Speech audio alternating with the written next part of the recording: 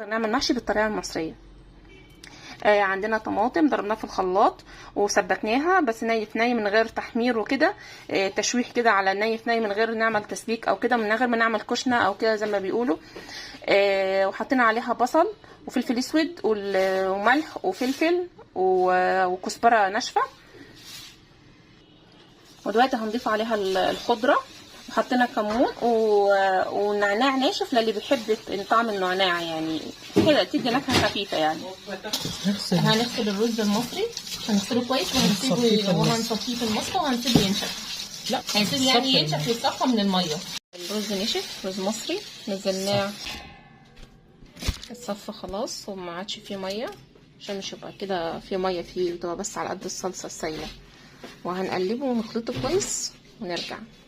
هنحط طبعا صلصه طماطم، وهنقلبه قبل ما نحط عليه قبل ما نحط عليه الخضره.